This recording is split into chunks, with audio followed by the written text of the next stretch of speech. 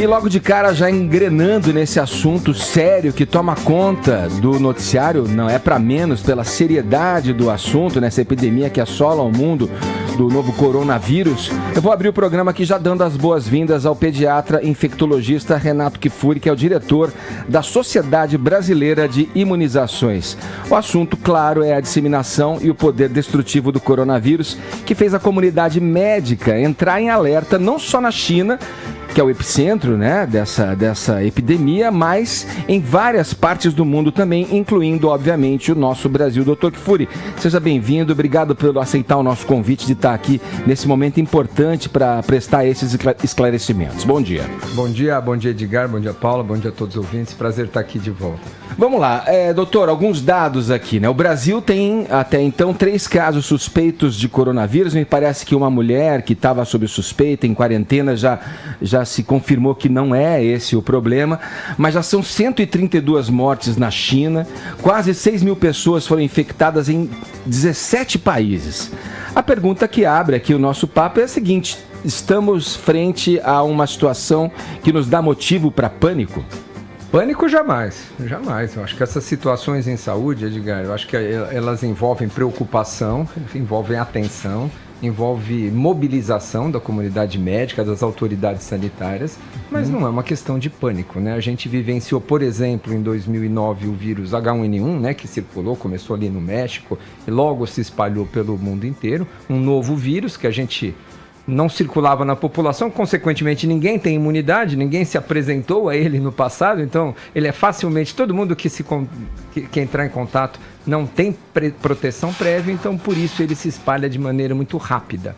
Foi assim com o H1N1, nós tivemos aí logo disponibilizadas vacinas, felizmente para o vírus influenza, que era o H1N1, a gente já tem vacina mais bem pronta, já é um antecedente muito bom. Para o coronavírus a gente está experimentando essa infecção mais disseminada. A gente está pronto para isso? Nesses casos que o senhor citou como exemplos de outras epidemias antecedentes ali, a gente está preparado para isso? A gente precisa entender melhor qual é o tamanho do problema, né? A gente sabe que hoje nós temos 6 mil casos confirmados, 132 mortes, o que dá mais ou menos 4% de mortalidade, né? Então nós estamos falando aí de um vírus que tem um potencial de gravidade importante. E a disseminação dele está sendo rápida. Se a gente tivesse aqui 2 semanas atrás, estamos falando de 2 mil casos, pulamos para 6 mil casos em 10, 14 Desculpa, dias. eu vou abrir para os colegas, mas essa parte é importante porque uma das características desse coronavírus, desse novo, é que a transmissão acontece na incubação ainda, né? Acho que como outros casos também, né? Ele está ali antes do sintoma aparecer, quer dizer, você já está passando, se você tem o vírus, passando para outra pessoa. E isso é um dado alarmante, perigoso. Né? Isso torna este vírus especialmente mais facilmente transmissível, mais facilmente propagável. Quais são as características de um bom vírus para ele se espalhar?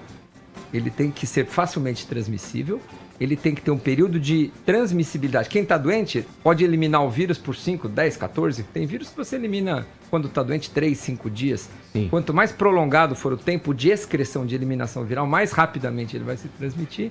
E esse dado que você citou, se você já é transmissor antes dos sintomas, você não sabe que está doente, já está transmitindo, isso certamente... Difícil de controlar. Como o sarampo. O sarampo se espalha fácil exatamente por uma Agora, doutor, a gente, claro, que fica muito alarmado com a questão dos óbitos, né? Um vírus que pode levar à morte, mas a gente tem aí as outras pessoas infectadas que estão passando exatamente por o quê, né? Elas estão acamadas, elas estão muito mal, elas estão com sintomas de gripe. O que acontece? Claro que tem essa questão do óbito, que é seríssimo, e acho que é por isso que as pessoas ficam muito preocupadas, mas esse todo aí, que apenas foi infectado, está vivendo a doença e que pode se recuperar, não é? Pode passar por esse, não é? Ou não? A gente tem sempre, excelente sua pergunta, porque a gente sempre olha para aquele topo da pirâmide. Na pirâmide tem aqueles casos graves em cima, que são aquela pequena porcentagem de óbitos. Que são de pessoas mais velhas, que... a gente está aprendendo com tudo que a gente falar hoje aqui, a gente pode eventualmente, com a disseminação, mudar um pouco. Hoje, adultos, especialmente, raros crianças estão sendo acometidas de formas graves. Geralmente sexo masculino, mais de 3/4 dos casos estão acontecendo em homens. Provavelmente ainda porque é o início da epidemia, a gente que frequenta mais, que tem contato mais próximos com animais. Então, a gente está aprendendo, né? Mas, Sim. de qualquer forma, eu acho que é um vírus que hoje está cometendo mais adultos do sexo masculino. 30% deles tem alguma doença prévia, ou seja, é diabético, que tem problema de coração. 70% Já tinha alguma fragilidade, então, né? 70% Não não tinha tinha doença nenhuma nenhuma. dessas fragilidades. Então, 30% só Mais teria. terrível, então.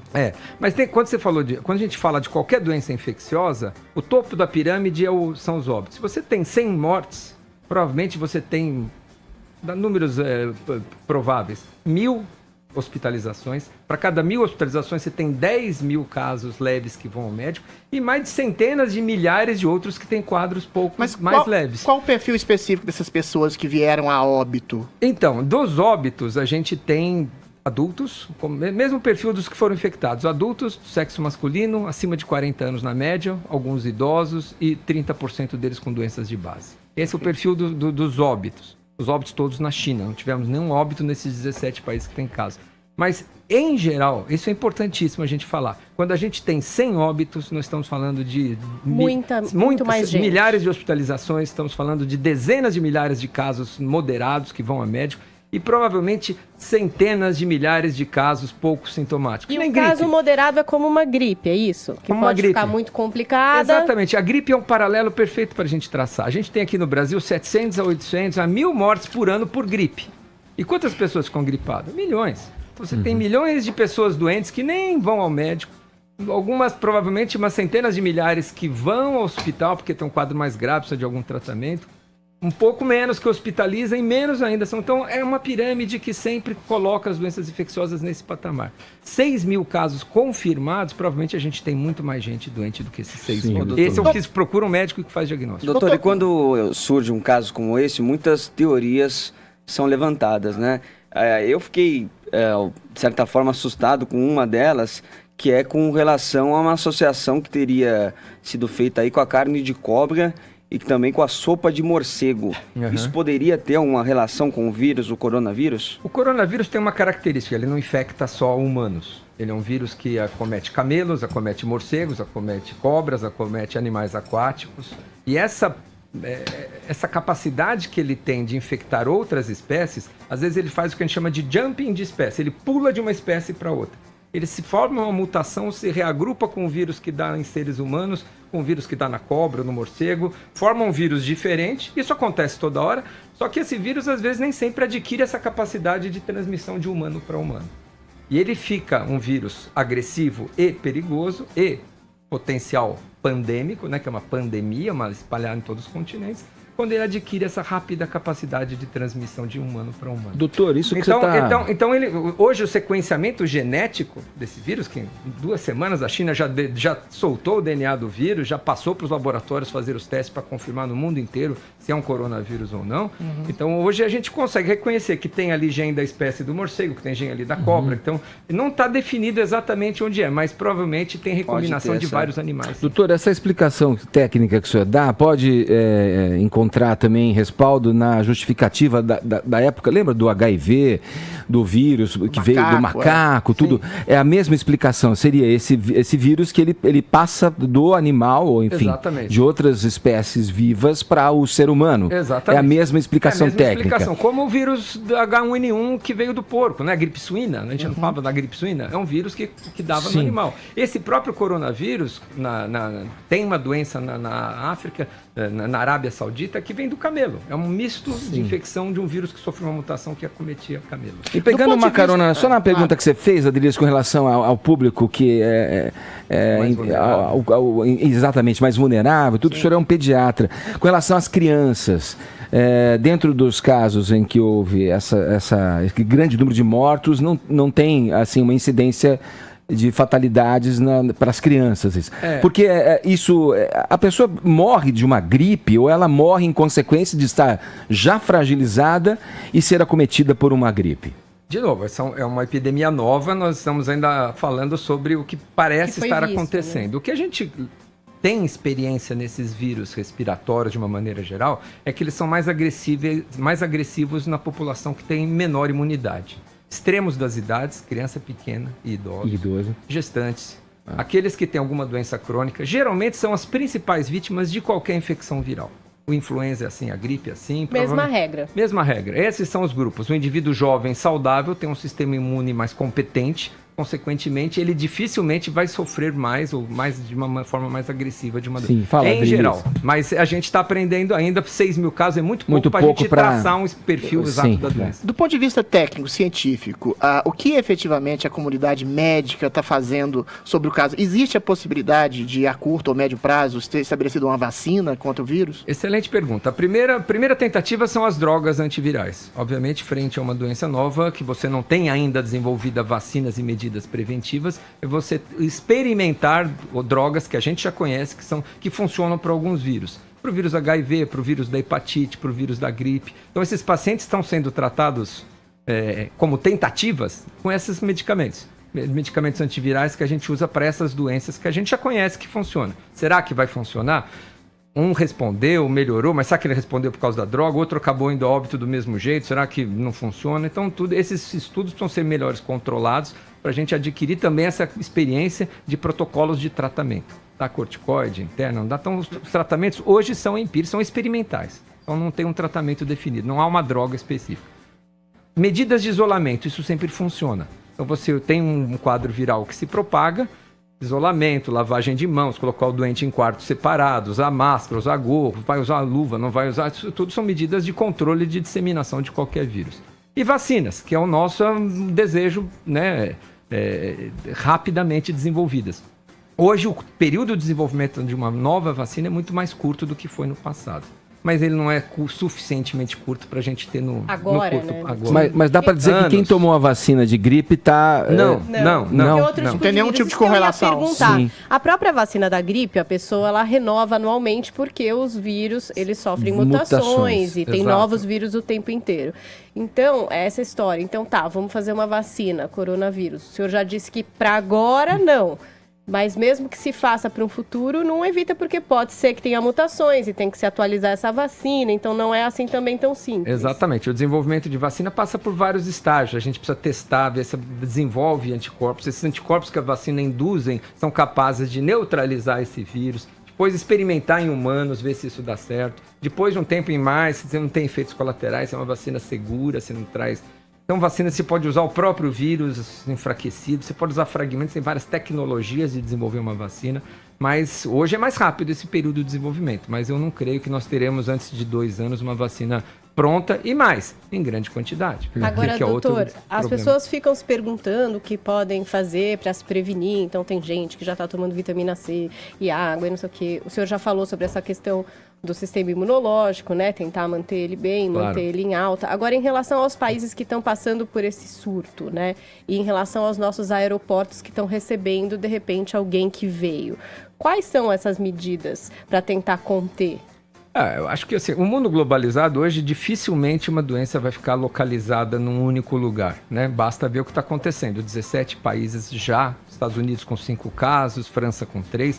A Alemanha confirmou ontem transmissão dentro do território alemão. Um alemão, na verdade, uma chinesa que foi fazer um treinamento numa fábrica de automóveis lá na Alemanha, contaminou um dos alunos, esse aluno já contaminou mais 2, quer dizer, a transmissão foi dentro da Alemanha, não foi nem ninguém de fora que veio da China, alguém se adoeceu dentro da própria Alemanha, houve transmissão. Então, isso hoje, eu creio que é praticamente inevitável. A América do Sul é o único continente que ainda não tem casos registrados. A África, a Ásia, a Europa, os Estados Unidos, a América do Norte. A América do Sul ainda não tem, mas com a quantidade de voos que chega da China, dos Estados Unidos, da Alemanha com gente infectada, com o número exponencial que vem tendo, eu acho que é inevitável a gente ter casos aqui. Na minha opinião, pode ser, dificilmente o Brasil vai ser o único, ou o continente da América vai ser o único lugar isolado do planeta. Nenhum caso, que nenhum caso. Por falar nisso, doutor, nós estamos com uma família brasileira nas Filipinas, né, com suspeita do coronavírus. Seria um casal e uma criança que fizeram uma viagem recente ali para a China, e o presidente Jair Bolsonaro ontem até se manifestou contra eles virem para o Brasil neste momento, porque isso poderia colocar em risco o país inteiro. Como que tem que se fazer essa abordagem agora? Como lidar com essa família? Pode trazer para o Brasil numa questão um pouco mais segura? A questão do isolamento, primeiro precisa ver se eles estão doentes com o coronavírus ou não. Se eles estão realmente infectados, eles não devem viajar nem para o Brasil, nem para lugar nenhum. Entrar dentro de um avião com risco de transmissão para mais pessoas, eles têm que ficar isolados até que esse período de transmissão do vírus se esgote. Né? Que também a gente está aprendendo. Será que é em 5 ou 10 dias? Qual é esse tempo, né, que deve manter em isolamento? A gente tem mantido mais ou menos, os chineses têm mantido mais ou menos 2 semanas de isolamento, que vamos dizer assim, é um período razoavelmente seguro para garantir que esses indivíduos, uma vez bem de saúde, possam voltar para o seu ambiente e circular. Então, obviamente, não é uma questão de vir para o Brasil, ou ir para a China, ou ir para a Europa. Eu acho que essas pessoas têm que ficar em isolamento se realmente estiverem com coronavírus. Qualquer um, brasileiros ou não. Doutor, só terminando. Se a gente tiver um primeiro caso aqui, as medidas sanitárias, você perguntou, Edgar, o que deve ser feito aqui, né? Então, os hospitais hoje estão preparando o fluxo de atendimento, de isolamento, que São Paulo, hospitais referências, em São Paulo, Emílio Ribas, por exemplo. Então, você tem áreas que essas pessoas devem ficar isoladas e, obviamente, quando a gente fizer o diagnóstico em alguém aqui, essas pessoas que mantiveram contato nos últimos 5, 10 dias com essas pessoas que adoeceram confirmadamente pelo coronavírus, precisam ser investigadas. É rápido esse diagnóstico, doutor? É rápido. Hoje a gente consegue fazer rapidamente, por esse tal sequenciamento genético, a gente tem esses métodos de biologia molecular que a gente tem, coloca um pouco de sangue do indivíduo que está doente e pesquisa esse material genético no sangue do indivíduo. É um exame razoavelmente rápido hoje. Não muito barato, obviamente, mas é um exame rápido. Doutor, a gente está próximo ao carnaval, né? E a gente recebe um fluxo gigantesco de turistas e pessoas vão ficar em contato umas com as outras. Aglomerações coletivas gigantescas. Qual seria o método para coibir algum tipo de espalhamento? O que a gente pode fazer para de alguma forma... As recomendações para prevenção de transmissão de vírus... são evitar aglomerações, pois é. Lavagem de mãos frequente, tudo que é fácil no carnaval, né? Fantasia de enfermeira, a fantasia de enfermeira, máscara, com a fez um de Michael Jackson, o da Lisca. Então, lavagem de mãos, evitar aglomeração. Se você estiver doente, não frequentar esses ambientes, se você estiver com sintomas respiratórios. Isso para qualquer doença respiratória, não para o coronavírus. E, obviamente, você manter uma alimentação saudável, tudo isso que a gente falou. Agora, as festas, por exemplo, chinesas foram suspensas. Lá eles estão com uma epidemia. Com 6 mil casos, o ano novo chinês foi suspenso, as comemorações por conta disso. Aqui nós não estamos numa situação de suspender o carnaval. Mas eu lembro, a gente está falando de vírus de gripe aqui, a gripe acomete 10% da nossa população anualmente, 10% dos adultos e 20% das crianças. Mata cerca de centenas, 700, 800, até 1.000 indivíduos por ano. E para gripe tem vacina. Então fica aqui o alerta, que não tem nada a ver com coronavírus. Coronavírus é outra doença. Mas a gente não pode esquecer de, o coronavírus, vamos ter um caso, fica todo mundo desesperado e não se vacina da gripe. Especialmente esses grupos mais vulneráveis. Doutor Kfouri, sem fazer alarde, mas assim, a gente está meio contando com a sorte, não é isso? Tirando essas medidas de profilaxia, o senhor está se referindo aí, os cuidados que devemos ter com relação às aglomerações, as medidas que as entidades médicas, a higiene, além dessas medidas profiláxicas, o que a gente conta um pouco com a sorte, porque se não tem nenhum remédio ainda, porque não se sabe nem como combater e quebrar esse vírus, não tem uma vacina para isso. A gente está contando também com o fator sorte aí, né? Eu acho que a gente tem que contar. Primeiro que eu acho que se preparar para o atendimento dos eventuais casos que nós tivermos aqui entre nós. Diagnóstico precoce, isolamento para evitar a propagação e tratamento adequado. Nós não temos hoje controle se o vírus vai entrar ou não vai entrar. Isso depende muito mais das condições virais, da imigração. Não há como nós fechar nossas fronteiras, evitar que alemães, americanos ingressem no país e isolar o país do mundo. Isso não há possibilidade. Então nós vamos certamente, com boa chance, ter casos aqui no Brasil. Sim. E eu acho que a nossa expectativa é estar prontos para um diagnóstico precoce, uma intervenção de tratamento para esses indivíduos acometidos, uma vigilância para reconhecer rapidamente esses casos e tentar o bloqueio, o isolamento para evitar casos secundários e propagação. Porque eu justifico a minha questão, porque a medicina... Então não é só sorte, tem o que fazer. Sim, né? Mas a medicina da imunologia, né, ela sempre vai correndo atrás, né? Claro, com algumas com várias exceções, porque você cria um espectro de medicamentos que pode combater vários tipos de vírus, bactérias, tudo. Mas no caso da mutação, de um vírus mutante tão rápido como esse, tão letal como esse, parece ser, a medicina sempre está indo atrás, né? Correndo atrás, né? Do problema. Você tem razão, os vírus são danados mesmo, eles têm essa capacidade, eles vivem disso. Né? Os vírus, eles não vivem em superfícies, eles não vivem num montinho de terra, que nem o tétano, no macaco, que nem a febre amarela. Eles vivem de se hospedar em humanos, de sofrer pequenas mutações e conseguir se multiplicar, conseguir se propagar. Por isso que é da natureza, né? A vocação do vírus é essa, de ele fazer novas variantes, de ele infectar novas pessoas, e aí a gente tem que certamente fazer o que nós chamamos dessa vigilância. Vigiar esses aparecimentos de novos vírus, identificá-los e tentar as drogas e vacinas. Aqui no nosso Twitter, a gente está usando a hashtag Fatos sobre Coronavírus e as pessoas estão mandando perguntas. O Reinaldo Soares diz o seguinte, em teoria, quanto tempo o vírus permanece vivo no ar? Por exemplo, o contágio é só de pessoa para pessoa ou de pessoa para objetos e objetos para pessoa? É pela respiração, pela saliva, enfim. O que há pouco de dúvida, né? O que se tem documentado hoje é transmissão de via respiratória. Não há detecção de transmissão por objeto, por vômitos, por bebê em copo, por via sexual, mãe contaminando, grávida contaminando o filho, por leite materno. E a gente hoje aprende que algumas doenças são transmitidas de diversas maneiras. Você pode transmitir algumas doenças pelo leite materno, pela gravidez, pelo beijo, pela via sexual. Por enquanto, a descrição dos casos de transmissão são só por via respiratória. Por isso a importância de você estar doente também com qualquer dessas doenças, a higiene da tosse, né? Se cobrir quando tossir. Essa questão da máscara, né? Que a gente vê muito ali na China, isso é alguma coisa que ajuda a não proliferar qualquer tipo de vírus? Por exemplo, a qualquer gripe, se você você usar aquela máscara, você ajuda a não contaminar as outras pessoas? Sem dúvida. Os vírus de transmissão respiratória, como o sarampo, como o vírus da catapora, como o vírus da gripe, o vírus do resfriado comum, são de transmissão respiratória. Quem está doente e usar uma máscara está evitando a disseminação do vírus. Tem mais uma perguntinha aqui, rapidinho, do João. Ele faz uma pergunta que até é uma coisa que está acontecendo ali nas redes sociais, a disseminação dessa notícia, e que diz assim, esses casos todos não mostram que a China perdeu o controle sobre a doença? A doença, não dá para falar que ela está sob controle. Uma epidemia como essa, com progressão geométrica de casos, claro que ela não está controlada. E não há como controlar hoje, a não ser com essas medidas de isolamento que a gente citou e até que se desenvolvam vacinas para que se controle.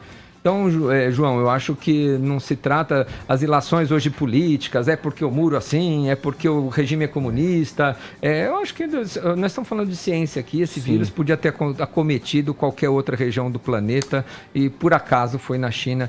Por acaso não, eles estão com uma densidade populacional muito grande, vivem com animais em convívio muito próximo, provavelmente essa é a origem, por isso a origem ter sido lá.